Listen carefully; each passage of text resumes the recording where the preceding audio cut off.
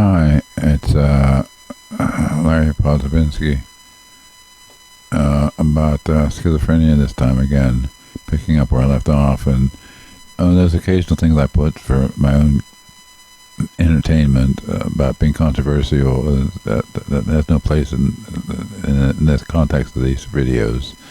But about the back problem being caused, scoliosis, curvature of the spine being caused from antipsychotic drug use, I mentioned last the Pisa syndrome, P-I-S-A syndrome, in the last video, and then I sent that video, I believe, to my nurse practitioner, psychiatric nurse practitioner, who I talked to last Thursday, and she we talked about that, and she said she hasn't heard of that either. And so, see, prior to this, when this first came up last year, I stumbled onto it on Google Scholar Search about tardive dystonia, which is later showing up involuntary movements caused by the antipsychotic drugs, and not using them in your jerky movements, and you can't feel the skin on your surface of your skin. It was considered permanent for decades until they developed a cure for it. Not a cure, but a treatment. And so I'm on that, and I was researching that on Google Scholar Search, and I stumbled on to several tardive movement disorders caused by antipsychotic drugs, and among them tardive dystonia, which caused scoliosis of the spine, which is what I have. And so that all said and done, and proved at this point to the practitioner.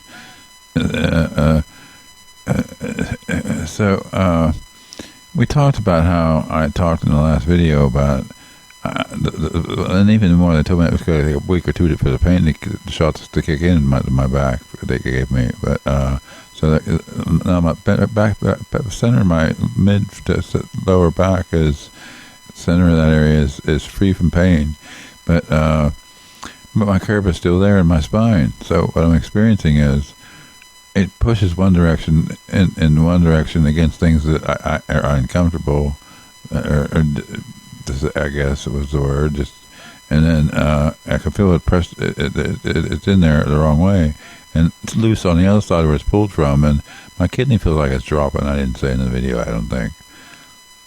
Where it's not supported. So I'm having internal sensations like something's wrong, and they're out of awry. And I see the X-ray. I studied the X-ray, and I know what it's like, how my back curves. And so, the nurse practitioner said, psych nurse practitioner said that, yeah, an MRI can look around in there and see what's going on there with this. Now that the offending antipsychotic drug has been removed as of, how many months ago? That would be like 4, 5, 6, 7 or 8 months ago. 7 months ago, maybe 6 months ago. 7 months ago, maybe, I don't know, 8, but I have no sense of time.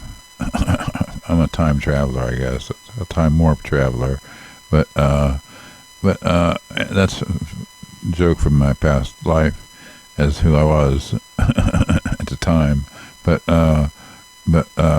anyways, so we talked about this Pisa syndrome. I discovered in the last and talked about in the last video. There's another profile yet, a third profile. Besides, it's the same as the first one, essentially, I guess, but it has a name on it called Pisa syndrome, P-I-S-A, and it means when you have lifelong exposure to antipsychotic drugs, you get crippled up and curved in the back, like I get some of the times, sometimes. So, and the other precise profile was risperidone, which makes me well, it keeps me well, and every psychiatrist I ever saw since said never to let anybody change that. And there are reasons not to, that if you go off and on it back, it might not work as well again. So I've got too much cohesion of reality here from a schizophrenic world of nightmares and just nightmares.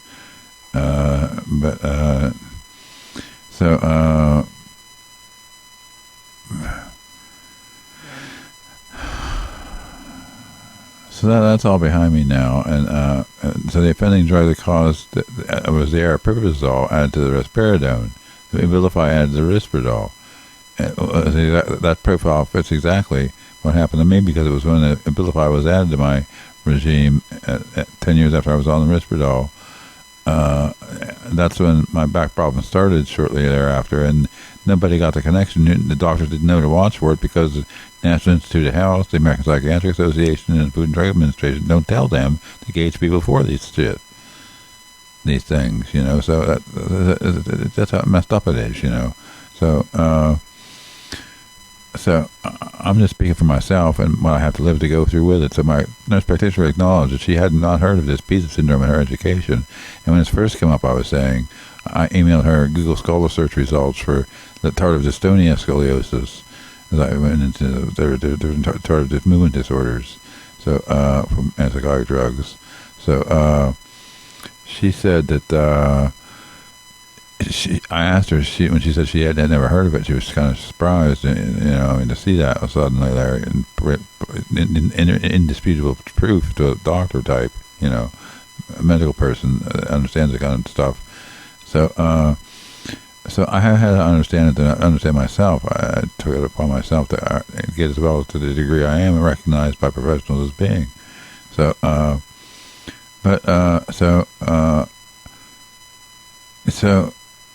I asked her that first time. I said, "Could you share that? Is there other MDs than the one I met there?" And she said, "Yeah." And I said, "Other NPs?" She said, "Yeah." I said, "Could you ask all of them? Share that? Yes, share that email link to them to the search results and see if they've ever heard of that too." And she said, "Sure." And she got back to me a couple of weeks later and said an email and said, "Everybody check back in, and then nobody's heard about this. It's all new news to them." So these are medical educated people in psychiatry, and because it's not known unless you look at it. My other doctor says that it's obscure in psychiatry unless you look for it. So I don't know what the deal is there, but we just have to treat it, she says. So that means the pain clinic right now, and the home agency on aging, state agency on aging, home a helper aid to do things I can't do with my back anymore.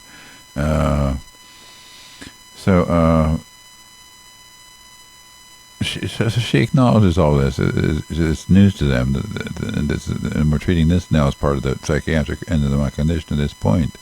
My mind is restored, refined and polished and buffed and everything else to be normal for around home here. But if I go out, I just try to act normally, but it's hard to get around with my walking. My mobility is impaired from that brain, the nerve of the back damage from the skull. Who would think that's medication for and behavioral illness could cause? I like that better than mental illness. There's terms and words I get into. I wrote 2 books about this stuff, in A Grip of Paranoid Schizophrenia, 3rd edition, and with Xanax withdrawal and aging and residual schizophrenia. My current diagnosis, residual schizophrenia. So she agreed to all that, and talked to the drug company, and we went back from the anesthesia for the tardive dyskinesia from the original XR version, which made me go to sleep at daylight, crack of dusk, and up at the crack of dawn, and too much opposite of how I've been all my life. So we went from eventually to the immediate release, from the extended release, and then after all this time now, I could tell I was feeling like tremory down in my forearms, like from here down. Can I see myself there? What happened here? From here down, it just felt like it wanted to tremor from there down, So that's how I got that on the XR again, because it gives more surety of hand.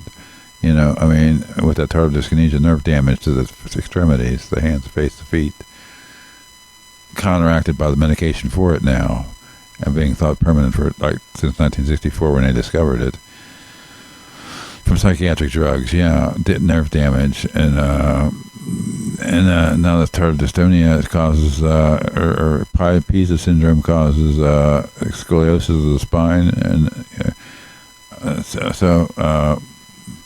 These are the facts. The nurse practitioner acknowledges, like my psychiatrist providers acknowledge.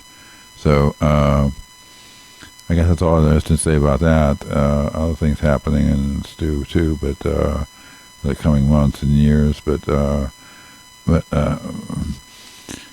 I'll see you later then from there or whatever.